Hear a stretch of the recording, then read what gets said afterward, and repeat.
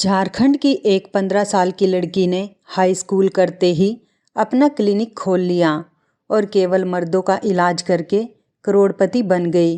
राज जानकर आपके भी होश उड़ जाएंगे, क्योंकि वहाँ तो मर्दों के साथ। मेरा नाम जिया है और आज मैं आपको एक सच्ची कहानी सुनाने जा रही हूँ। झारखंड में 15 साल की लड़की हाई स्कूल करते ही अपना क्लिनिक खोलकर बैठ गई थी, लेकिन वो वहाँ सिर्फ आदमियों का ही ऑपरेशन करती थी। लेकिन किस चीज़ का ऑपरेशन करती थी, इसके बारे में सुनकर आपके भी होश उड़ जाएंगे। ये जो कहानी आज मैं आपको बताने जा रही हूँ, ये आज से काफ़ी साल पुरानी है, जब ज़माना नया नया एडवांस हो रहा था। टेक्नोलॉजी के बारे में ज़्यादा किसी को पता भी नहीं था, मगर फिर भी बहुत सारे परिवार ऐसे थे जहाँ पर रस्म रिवाज की पाबंदी ऐसे की जाती थी कि लड़कियों का दम घुटने लगता था। लड़कियों पर रोक टोक की जाती थी, उनको ज़्यादा घर से बाहर निकलने नहीं दिया जाता था और ना ही उनको अच्छी शिक्षा दी जाती थी, बल्कि लड़कियों को घर में चूल्हा चौका करने के लिए छोड़ दिया जाता था। मैं भी झारखंड के ही एक ऐसे परिवार से थी जहाँ पर रिवाज के नाम पर बहुत सख्ती की जाती थी। मेरे पिताजी ने अपने पुराने रस्मों रिवाज को मद्देनज़र रखते हुए हम बहनों को घर बैठा दिया था। हमारे पिता का कहना था कि हमारे ख़ानदान में लड़कियों को शिक्षा नहीं दी जाती, घर से बाहर निकलने वाली लड़कियों को गलत समझा जाता है। मुझे पढ़ने का बहुत शौक़ था और मेरे हाई स्कूल में बहुत अच्छे नंबर आए थे। वैसे तो हर साल ही रिजल्ट में मेरे अच्छे नंबर आते थे। मैं आगे और पढ़ना चाहती थी। मैंने आगे पढ़ने के लिए अपने पेरेंट्स से कहा, तो यह बात सुनकर उनको इतना ज़्यादा गुस्सा आ गया था कि मैं बिना जवाब सुने ही उनके जवाब को समझ गई थी और खामोश होकर स्कूल से हट गई थी, क्योंकि ज़माना इधर का उधर हो सकता है, लेकिन मेरे पिताजी नहीं मानेंगे। मेरी माँ ने बाद में मुझसे कहा कि तुम्हें अपने पिता का जवाब पहले से ही पता था, तो तुम्हें सवाल करने की ज़रूरत ही क्या थी। मैंने गुस्से में आकर अपनी माँ से कहा, माँ, ज़माना बहुत आगे बढ़ गया है, लेकिन आप सब लोग तो पुराने ज़माने में ही जी रहे हो। लड़कियां पढ़ लिख कर दुनिया के हर कोने में अपना नाम बनाना चाहती हैं और किसी काबिल बन रही हैं, और एक आप लोग हो कि आज ना जाने किस सदी में जी रहे हो। मेरी खुद की दोस्त भी स्कूल से इंटर करने के बाद कॉलेज में एडमिशन लेंगी, लेकिन आप लोगों ने तो मुझे इंटर तक नहीं करने दिया। और मुझे पता है कि हमारे पिताजी ने हमें हाई स्कूल तक भी क्यों पढ़ाया, ताकि कल को अगर कोई रिश्ता आए तो पिताजी गर्व से ये कह सके कि मेरी बेटी अनपढ़ नहीं है, हाई स्कूल तक पढ़ी हुई हैं। हम 3 बहनें थे और तीनों बहनें पढ़ाई में बहुत इंटेलिजेंट थे। एक बड़ा भाई था और एक छोटा भाई था, मगर दोनों ऐसे रोब झाड़ते थे जैसे हमें कच्चा खा जाएंगे। पिताजी के साथ साथ वो भी हम पर रोक टोक करना अपना फ़र्ज समझते थे। मुझे अपना घर बहुत बुरा लगता था, क्योंकि इस घर में बिल्कुल भी आज़ादी नहीं थी, बल्कि औरतों को कैद करके रखा जाता था।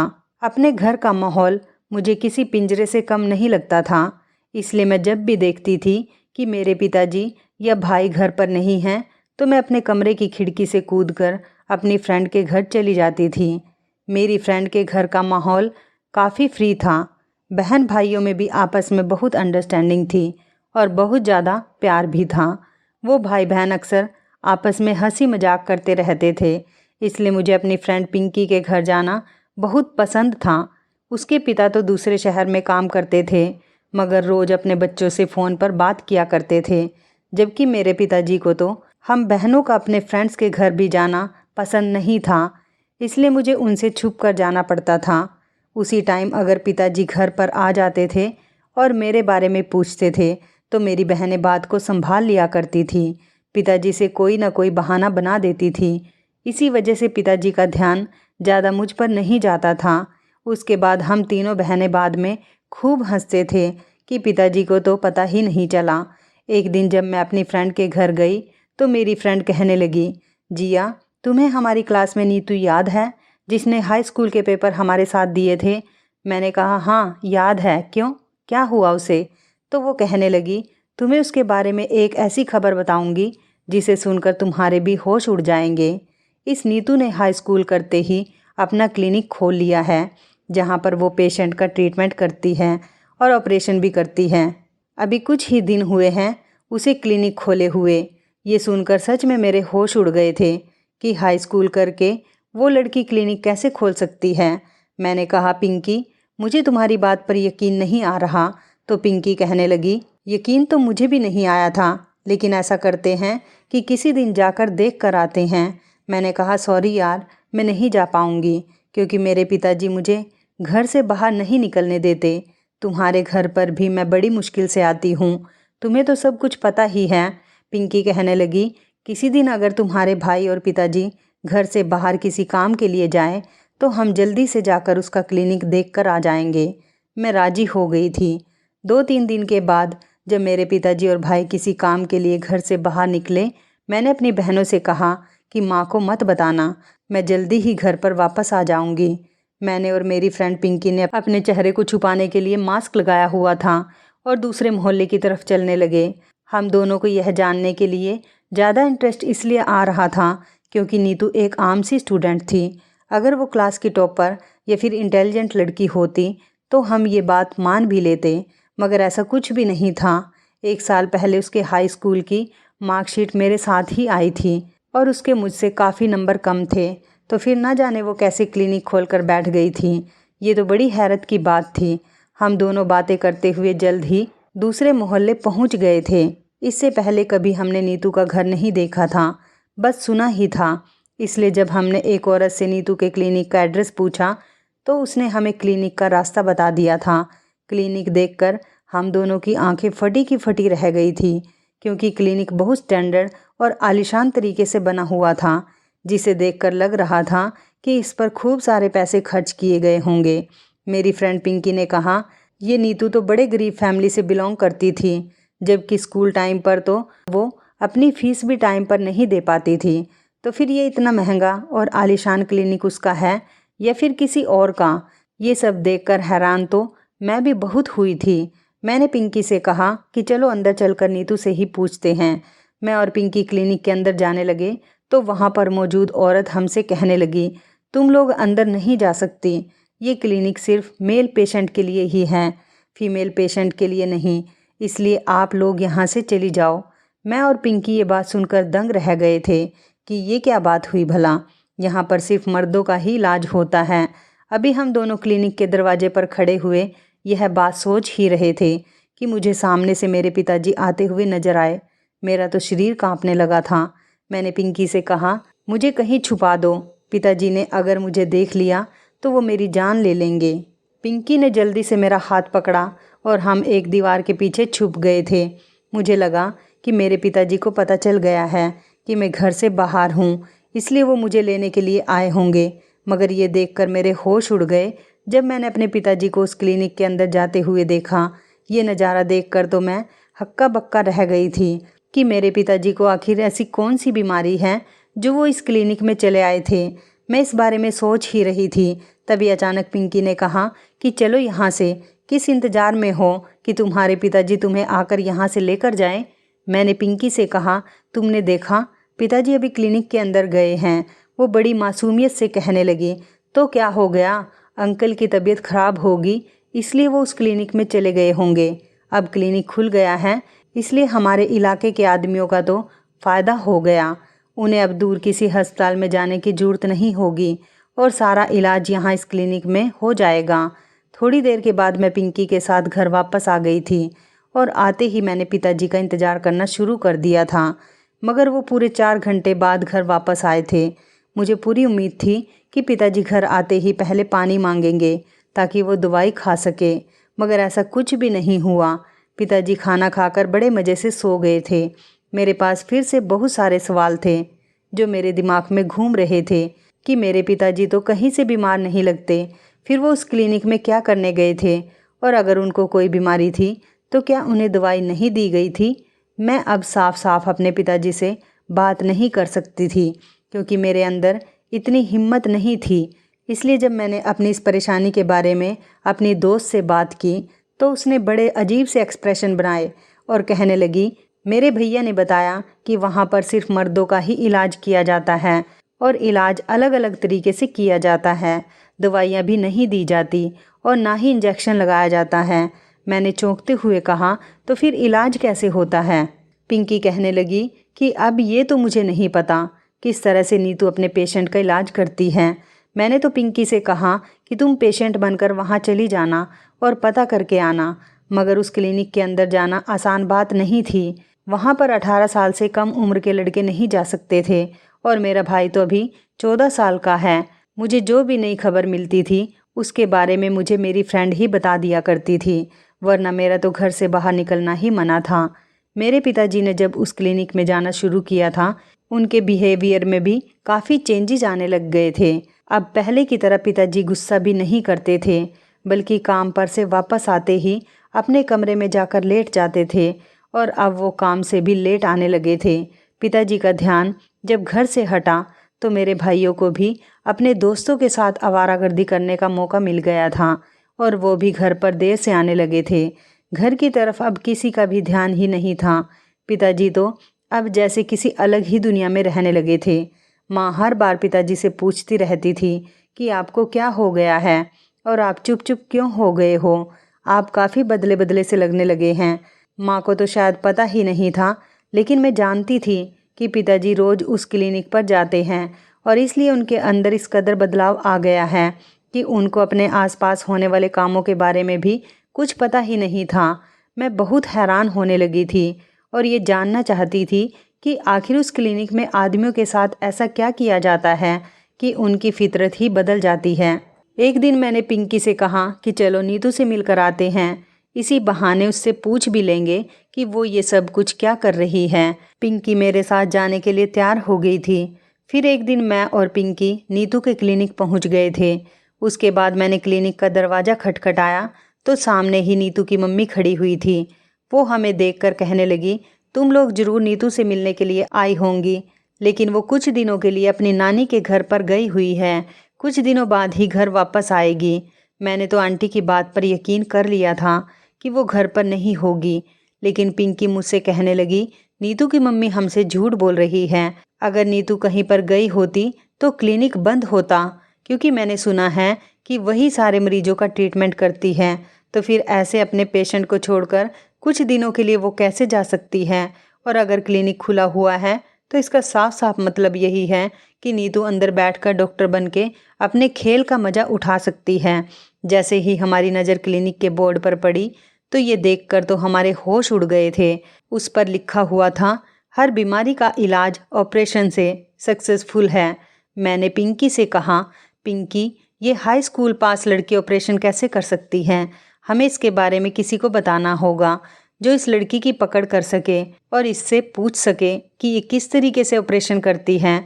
और जब लोगों के सामने इसकी सच्चाई आ जाएगी तो इसकी हिम्मत नहीं होगी कि ये अपना इस तरह का धंधा यहाँ पर चला सके। हमने झारखंड के DIG से इस बारे में बात करने की कोशिश की थी, लेकिन हम कामयाब नहीं रहे थे। जब इस टाइम DIG की गाड़ी को क्लिनिक के आगे रुकते हुए देखा, वो खुद उतरकर क्लिनिक के अंदर चले गए थे। पिंकी हंसकर कहने लगी, देखो जिससे हम शिकायत करने के बारे में सोच रहे थे वो भी यहीं के ही पेशेंट निकले। अब चुपचाप घर चलो, कुछ नहीं हो सकता। इसी तरह दूसरी बार भी हम नीतू से बिना मिले ही घर वापस आ गए थे। मैं घर के अंदर आई तो सामने ही मेरे पिताजी बैठे हुए थे। 1 मिनट के लिए तो मैं डर गई थी कि कहीं अगर पिताजी ने मुझसे सवाल कर लिया कि तुम कहाँ गई थी तो मैं उन्हें क्या जवाब दूंगी।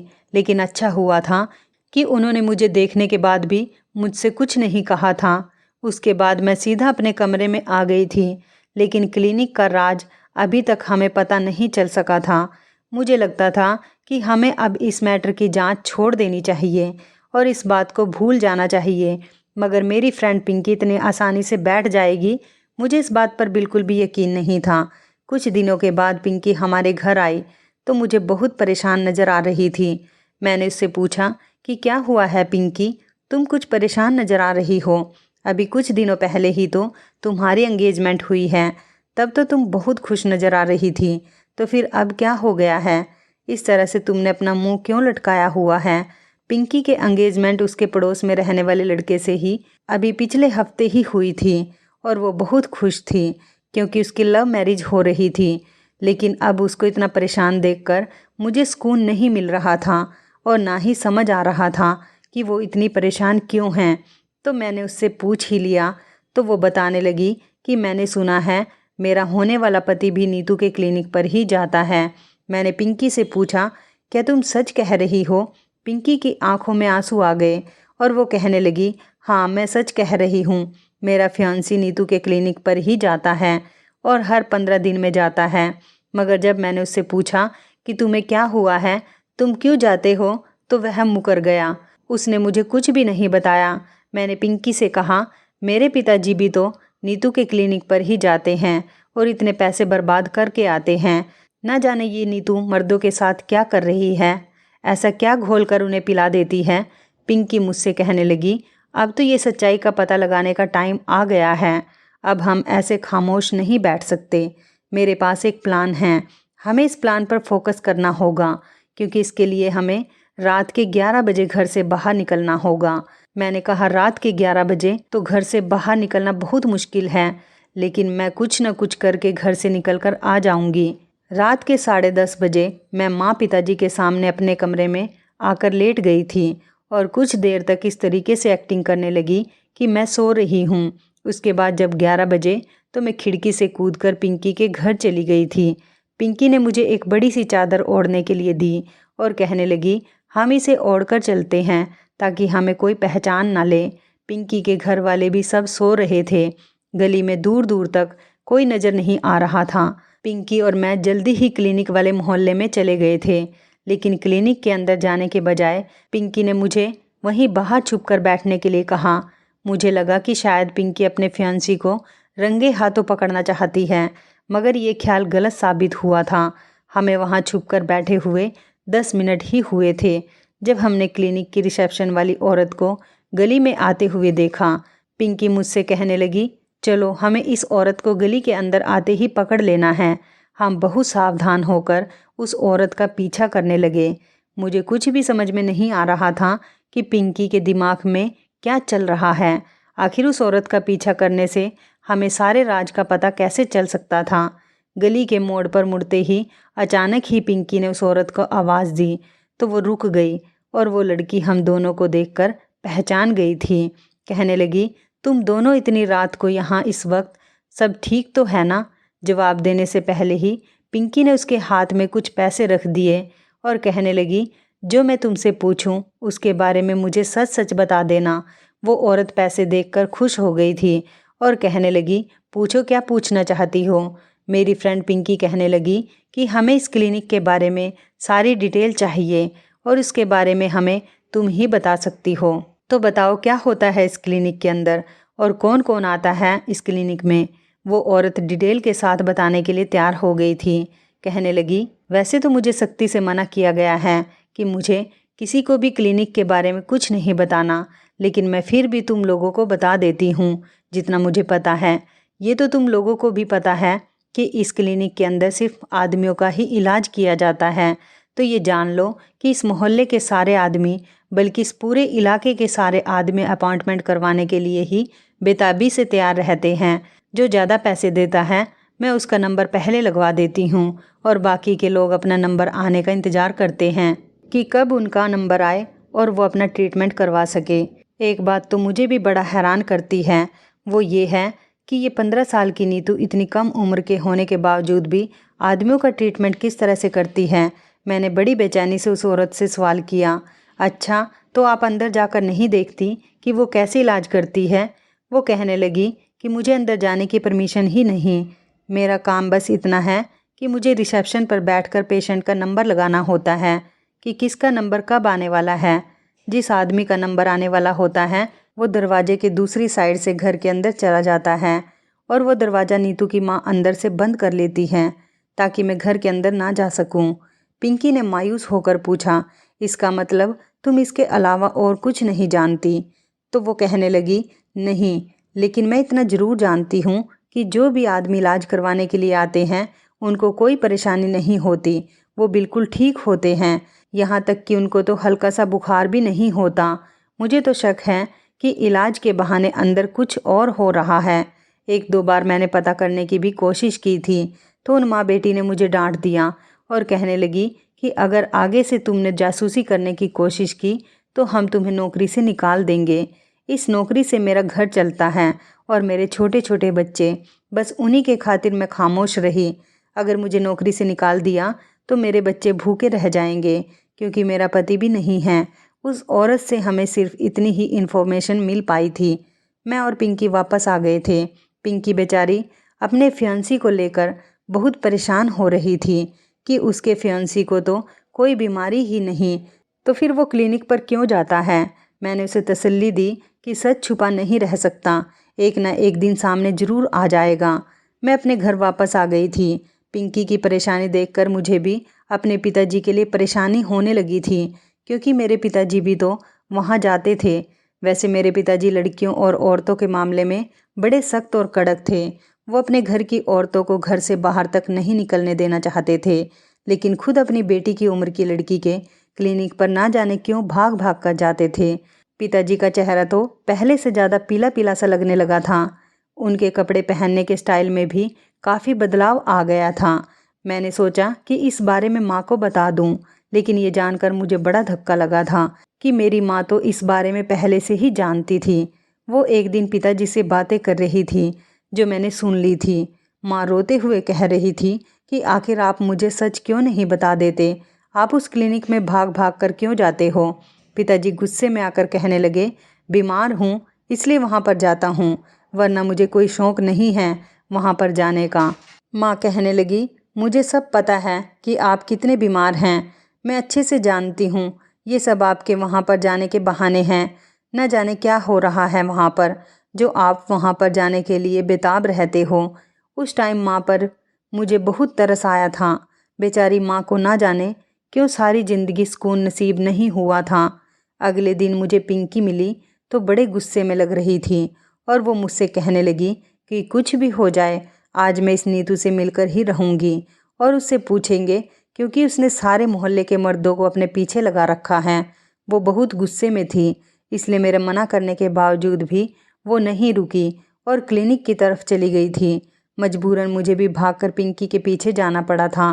पिताजी तो घर की तरफ से लापरवाह हो गए थे, वरना अगर मुझे इस तरह से घर से बाहर निकलते हुए देखते तो मेरी शामत आ जाती। पिंकी ने जाकर नीतू के क्लिनिक के दरवाजे पर ज़ोर ज़ोर से दस्तक दी तो नीतू की माँ ने दरवाज़ा खोला। वो हमें देखकर घूरते हुए कहने लगी, तुम लोग फिर से आ गई हो, तुमसे कहा था ना कि नीतू अपनी नानी के घर पर गई है, जाओ यहाँ से चली जाओ। वो घर पर नहीं है। इतनी बेइज्जती करवाने के बाद मैं तो चुपचाप वापस आ रही थी, लेकिन पिंकी गुस्से से बेकाबू हो गई और नीतू की माँ से कहने लगी, आंटी अगर आपने हमें नीतू से मिलने नहीं दिया तो मैं आपसे कह रही हूँ कि शोर मचाकर मैं सारे मोहल्ले को बता दूंगी कि आप लोग फ्रॉड लोग हो। पिंकी की धमकी काम कर गई थी तो नीतू की माँ डर गई और बात पलटते हुए कहने लगी, अरे मैं तो मजाक कर रही थी, तुम लोग अंदर आ जाओ, नीतू अपने कमरे में ही है। हम लोग अंदर गए तो नीतू अपने कमरे से निकलती हुई दिखाई दी। उसने सफ़ेद कोट पहना हुआ था और चेहरे पर मास्क भी लगाया हुआ था। देखने में वो बिल्कुल एक डॉक्टर ही लग रही थी और यही तो हम जानने के लिए आए थे कि सिर्फ हाई स्कूल पास करने के बाद ही वो किस तरह से डॉक्टर बन सकती हैं। वो कहने लगी, तुम लोगों को यही शक है ना कि यहाँ पर इलाज के बहाने कोई और काम चल रहा है। पिंकी उसे घूरते हुए कहने लगी, हमें शक नहीं बल्कि पूरा पक्का यकीन है कि तुम कोई इलाज विलाज नहीं कर रही हो, बस आदमियों को लूटने के लिए अपने क्लिनिक की आड़ ले रही हो। ऐसे कैसे भला एक 15 साल की लड़की ऑपरेशन कर सकती है। मुझे तो पिंकी का गुस्सा देखकर डर लगने लगा था कि कहीं यहाँ पर लड़ाई झगड़ा ना हो जाए। अगर ऐसा वैसा कुछ हो गया तो हम लोग फंस सकते हैं। नीतू कहने लगी, तुम्हें बहुत बड़ी गलतफहमी हुई है। मैं कोई गलत काम नहीं कर रही, बल्कि लोगों की मदद करती हूँ, उनका इलाज करती हूँ और अगर पेशेंट की कंडीशन ठीक नहीं होती तो ज़रूरत पड़ने पर उसका ऑपरेशन भी कर देती हूँ। मैंने नीतू से कहा कि मेरे पिताजी भी तो यहाँ पर आते हैं, क्या वो भी सचमुच बीमार हैं? तो नीतू कहने लगी कि तुम्हारे पिताजी हार्ट पेशेंट हैं और उनकी कंडीशन काफ़ी ख़राब होती जा रही है। उनकी ज़िंदगी का थोड़ा ही टाइम बाकी रह गया है, क्योंकि उनका दिल काफ़ी हद तक फैल गया है और ऑपरेशन करना बहुत रिस्की है। फ़िलहाल अभी तो उनका चेकअप चल रहा है, हो सकता है कि ऑपरेशन के बाद सब ठीक हो जाए। मुझे इस बात पर यकीन नहीं आ रहा था। मैंने बड़ी गौर से नीतू की तरफ देखा और हैरानी से उससे पूछा, क्या क्या सच में मेरे पिताजी हार्ट पेशेंट हैं और उनके पास टाइम भी कम है? बीच में ही पिंकी मुझे टोकते हुए कहने लगी, पागल लड़की, तुम भी किसकी बातों में आ रही हो? ये झूठ बोल रही हैं और ऑपरेशन करने के लिए ऑपरेशन थिएटर चाहिए होता है। ये सुनकर नीतू को भी गुस्सा आ गया। वो कहने लगी, तुम्हें मेरी बात पर यकीन नहीं आ रहा? तुम्हें ऑपरेशन थिएटर देखना है तो चलो मेरे साथ। नीतू ने जोर से पिंकी का हाथ पकड़ा और झटके से उसे आगे लेकर बढ़ गई। मैं भी उसके पीछे पीछे चली गई थी। हम एक पर्दा हटाकर अंदर की तरफ आ गए। अंदर देखकर तो ऐसा लग रहा था जैसे हम किसी छोटे से अस्पताल में आ गए हैं। वहाँ पर बहुत सारी मशीन और औजार रखे हुए थे। अंदर एक कमरे को ऑपरेशन थिएटर की तरह बनाया गया था। मैंने कहा, पिंकी, ये तो सच है। सच में ही जैसा नीतू ने कहा था वैसा ही है। पिंकी को भी अब थोड़ा थोड़ा यकीन आने लगा था। उसने नीतू से पूछा, मेरा होने वाला पति भी यहाँ पर आता है। उसका नाम राजू है। उसे क्या परेशानी है? नीतू सोचते हुए कहने लगी, राजू? हाँ, उसके लीवर पर सूजन है। दवाई खाएगा तो ठीक हो जाएगा। मैंने बड़ी हैरानी से पूछा, ये सब तो ठीक है, हमें भी यकीन आ गया है कि तुम सच कह रही हो, लेकिन ये तो बताओ कि तुम ये सब कैसे कर रही हो जबकि तुमने हाई स्कूल किया है। हाई स्कूल तो हम लोगों ने भी किया है, लेकिन हमें नहीं लगता कि हम इतनी आसानी से तुम्हारी तरह कहीं पर क्लिनिक खोल सकते हैं। तो नीतू ने बताना शुरू किया। वो कहने लगी, मैं एक प्राइवेट अस्पताल में नर्स की नौकरी पर लग गई थी। मैं स्कूल की छुट्टी के बाद अपनी माँ के साथ सारा दिन अस्पताल में नर्स का काम सीखती थी। जैसे जैसे मैं बड़ी होती चली गई, मुझे भी इस काम में इंटरेस्ट आने लगा, क्योंकि मेरी माँ पहले से ही अस्पताल की नर्स थी और मैंने फैसला कर लिया कि मुझे भी यही काम करना है। मैंने डॉक्टर और पेशेंट की बातों से सीखना शुरू कर दिया था कि किसको क्या परेशानी है तो उसे क्या दवाई दी जानी है। हाई स्कूल करने तक मैं बहुत कुछ सीख चुकी थी। कभी कभी जब अस्पताल में डॉक्टर नहीं होते थे तो मैं उनकी जगह दवाइयाँ लिख देती थी। मेरी इस मेहनत और लगन से अस्पताल के बड़े डॉक्टर बहुत इम्प्रेस हुए थे और कहने लगे, अगर तुम चाहो तो मैं तुम्हें 8-10 महीने में वो सब कुछ सिखा सकता हूँ जो कि बाकी स्टूडेंट MBBS करके 5 सालों तक भी नहीं सीख पाते। मुझे और क्या चाहिए था? मैं तो डॉक्टर साहब की बात सुनकर बहुत ज़्यादा खुश हो गई थी। मैं जल्दी से डॉक्टर की बात मान गई थी और हाई स्कूल के एग्ज़ाम कंप्लीट होने के बाद वहाँ पर चली गई थी और इन 10 महीनों में मैंने बहुत कुछ सीख लिया है। इसलिए मैंने यहाँ पर क्लिनिक खोल लिया ताकि मैं अपने इलाके के लोगों का इलाज कर सकूं। तुम लोगों को बड़ी हैरानी होती होगी कि यहाँ पर इतनी भीड़ भाड़ क्यों लगी रहती है, तो उसका जवाब यह है कि इन दिनों मैं फ़ीस नहीं ले रही हूँ। जो पेशेंट की दवाइयों का खर्च आता है सिर्फ उनको वही देना होता है। अपने एक्सपेरिमेंट की खातिर मैंने फैसला किया कि मैं अभी लगभग 5 महीनों तक फ़ीस नहीं लूँगी और इसलिए लोग दूर दूर से भागे भागे फ्री इलाज करवाने के लिए मेरे पास आते हैं। जिनको दवाई देनी होती है मैं उनको दवाई दे देती हूँ और जिनको ऑपरेशन करना होता है वो भी कर देती हूँ। मैंने बड़ी हैरानी से पूछा, लेकिन नीतू, तुम मेल पेशेंट का ट्रीटमेंट ही क्यों करती हो, फीमेल पेशेंट का क्यों नहीं करती? तुम्हारे क्लिनिक में सिर्फ आदमियों को ही आने की परमिशन है, औरतों को नहीं है, क्यों? इसकी वजह क्या है?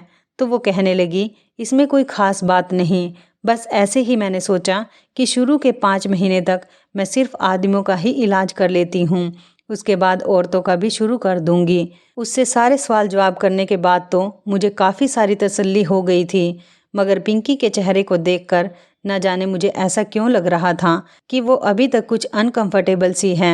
मैंने जब वापस आकर पिंकी से पूछा तो वो कहने लगी, मैंने उसकी सारी बातें सुनी हैं और अपनी आंखों से उसका क्लिनिक भी देख लिया, मगर ना जाने क्यों फिर भी ऐसा लग रहा था कि नीतू ने हमसे बहुत कुछ छुपा रखा है। कुछ तो ऐसा है जो हमें नज़र नहीं आ रहा और मुझे शक में डाल रहा है। मुझे बड़ा अजीब अजीब सा लग रहा है। ऐसा लग रहा है जैसे कुछ तो गड़बड़ है। मैंने पिंकी से कहा, तुम पागल हो गई हो, अब दिल से ये सारा ख्याल निकाल दो। अब तो तुम्हारा फियांसी वाला मैटर भी सॉल्व हो गया। उसके बाद हमें याद आया कि इसी मोहल्ले में हमारी एक पुरानी फ्रेंड भी रहती है। हम दोनों घर जाने के बजाय अपनी पुरानी फ्रेंड के घर चले गए थे, जो कि नीतू के क्लिनिक के आगे वाली गली में था। लगभग आधा घंटा हम अपनी फ्रेंड के घर बैठ गए थे। उसके बाद हम घर वापस आने के लिए निकल गए थे। अभी हम उस मोहल्ले से निकलने ही वाले थे, तो देखा कि एक पुलिस की गाड़ी सामने से चली आ रही है और हमारे आगे आकर रुक गई, जिसमें 2 पुलिस वाले बैठे हुए थे। एक हवलदार ने पूछा कि क्या यहाँ पर कोई नया क्लिनिक खुला है? कहाँ है वो? मैंने इशारे से बताया कि उस तरफ है। पुलिस वाले नीतू के घर की तरफ चले गए थे। मुझे लगा कि वो लोग भी अपना इलाज करवाने के लिए यहाँ पर आए होंगे। पिंकी चिल्लाते हुए कहने लगी, अरे ये पुलिस तो छापा मारने के लिए आई है। मैंने ध्यान से देखा तो वो पुलिस वाले अपनी गन को संभालते हुए नीतू के घर और क्लिनिक के अंदर चले गए थे। कुछ ही देर में सारा मोहल्ला इकट्ठा हो गया था और क्लिनिक के बाहर बहुत भीड़ जमा हो गई थी। हम दोनों भी मुंह छिपाकर आगे बढ़े कि देखे तो सही आखिर माजरा क्या है। पुलिस ने नीतू और उसकी मम्मी को अरेस्ट कर लिया था। ये देखकर तो मैं हैरान रह गई थी। मोहल्ले वाले पुलिस को बहुत बुरा भला कह रहे थे कि उन माँ बेटी को क्यों अरेस्ट किया गया है, ये लोग तो इलाज करती हैं। वो पुलिस वाला ऊंची आवाज़ में कहने लगा, पिछले काफ़ी दिनों से हमारे पास शिकायत आ रही है कि इस मोहल्ले में कुछ गैर कानूनी काम हो रहा है। हमें बताया गया था कि ये एक हाई स्कूल पास 15 साल की लड़की लोगों का ट्रीटमेंट और उनका ऑपरेशन करती है, इसलिए हमने अपने एक साथी को इसकी जासूसी करने के लिए यहाँ पर भेज दिया। ये जो औरत क्लिनिक के रिसेप्शन पर बैठी है, ये कोई और नहीं बल्कि यह हमारी भेजी हुई इंस्पेक्टर विनीता है। इन्होंने ही 1 महीने लगातार यहाँ पर दिन रात ड्यूटी करके यहाँ के सारे राज पता किए, जिसे सुनकर हमारे पैरों तले से ज़मीन निकल गई थी। पहला जुर्म तो ये है कि ये एक हाई स्कूल पास और नाबालिग लड़की यहाँ पर डॉक्टर बनी बैठी है, इस पर फ्रॉड का केस बनेगा। और दूसरा जुर्म ये है कि इसका कॉन्टैक्ट कुछ ऐसे लोगों से है जो बोन मैरो को खरीदना और बेचना गैर कानूनी तौर पर करते हैं। ये एक बहुत बड़ा जुर्म है, इसकी सज़ा बहुत होती है। ये लड़की अपने पास आए हुए ज़्यादातर पेशेंट को कमर के ऑपरेशन की राय देती है और ऑपरेशन करते हुए कमर से हड्डियों का बोन मैरो निकालकर एक्सपेरिमेंट के लिए आगे भेज देती है, जिससे करोड़ों रुपए इन माँ बेटी के अकाउंट में चले जाते हैं। आप लोगों को खुद सोचना चाहिए था कि एक हाई स्कूल पास लड़की कैसे डॉक्टर बन सकती हैं। ये ना सही यही सोच लेते कि सिर्फ ये आदमियों का ही इलाज क्यों करती है, औरतों का क्यों नहीं। ये लड़की आप मासूम और भोले भाले लोगों का फ़ायदा उठा रही थी, मगर आप लोग तो फ्री के चक्कर में बेवकूफ़ बन जाते हैं और उसके बाद अपने नुकसान पर सारी ज़िंदगी पछताते रहते हैं। पुलिस वालों की बातें सुनने के बाद वहाँ खड़े हुए सारे मोहल्ले के लोगों की नज़रें झुक गई थी। वो ठीक ही तो कह रहे थे। लोगों के अंदर इतनी समझ होनी चाहिए कि क्या सही है और क्या गलत है, लेकिन यहाँ किसी ने सही और गलत समझने के बारे में कभी सोचा ही नहीं और फ्री में इलाज करवा रहे थे। इस बारे में पुलिस को इन्फॉर्म करना चाहिए था। आदमी भी फ्री के इलाज के चक्कर में और ज़्यादातर उस लड़की को देखने के बहाने एक एक करके जाते रहे, तो यह होना ही था। पुलिस उन माँ बेटी को अरेस्ट करके अपने साथ ले गई थी। बाद में पता चला कि पुलिस से शिकायत करने वाला कोई और नहीं था बल्कि पिंकी का फियांसी ही था। वो पढ़ा लिखा इंसान था, इसलिए अपना शक पुलिस को बता दिया और पुलिस ने अपनी लेडी इंस्पेक्टर को जासूसी करने के लिए जासूस बनाकर क्लिनिक पर भेज दिया था। इसी तरह लोगों के सामने सारी सच्चाई खुलकर आ गई थी। फिलहाल ये केस पुलिस के छापा मारने पर ख़त्म हो गया था। मैं और पिंकी खुश हो गए थे, लेकिन मुझे नीतू के लिए बहुत अफसोस हो रहा था। उसने अपने टैलेंट को गलत टाइम पर और गलत जगह इस्तेमाल किया था। मेरे पिताजी कुछ ही दिन बाद से ही बड़े खामोश से रहने लगे थे। नीतू ने वैसे ठीक बताया था कि मेरे पिताजी हार्ट के पेशेंट हैं। हमने फ़ौरन ही अपने पिताजी को अस्पताल में एडमिट करवाया और उनका इलाज शुरू करवा दिया। मेरे पिताजी अब बिल्कुल ठीक हो गए। मेरे पिताजी ने मुझे और मेरी बहनों को आगे पढ़ने की परमिशन भी दे दी, क्योंकि वो जान गए थे कि बेटियों के लिए पढ़ना लिखना बहुत ज़रूरी है। हमारे घर का माहौल अब पूरी तरह से बदल गया है, क्योंकि हमारे घर में अब हम तीनों बहनों को इज्जत दी जाती है। हमारे साथ किसी बात पर रोक टोक नहीं की जाती। हमारी ज़िंदगी अच्छी गुजर रही है और हम अपनी लाइफ में बहुत खुश हैं। तो इस कहानी के बारे में आपकी क्या राय है, कमेंट करके ज़रूर बताइएगा। दोस्तों, आपको हमारी ये मज़ेदार कहानी कैसी लगी, आप हमें कमेंट बॉक्स में ज़रूर बताएं। यदि आपके पास भी ऐसी कोई प्यारी सी कहानी है या फिर ऐसी कोई कहानी जिससे कुछ शिक्षा मिले, तो आप हमारे साथ उसको ज़रूर शेयर करें। दोस्तों, यदि आपको हमारी ये वीडियो अच्छी लगे तो आप हमारी इस वीडियो को लाइक शेयर ज़रूर करें और ऐसी ही दिल को छू लेने वाली प्रेरणादायक कहानियाँ सुनने के लिए हमारे चैनल को भी सब्सक्राइब करें। यदि आप हमें फेसबुक पर देख रहे हैं तो आप हमारे फेसबुक पेज को लाइक और फॉलो ज़रूर करें। तो दोस्तों फिर मिलते हैं ऐसी ही ज़बरदस्त कहानी या टिप्स के साथ नई वीडियो में। तब तक के लिए धन्यवाद। आप सभी अपना ख्याल रखना। आपका दिन शुभ व मंगलमय हो।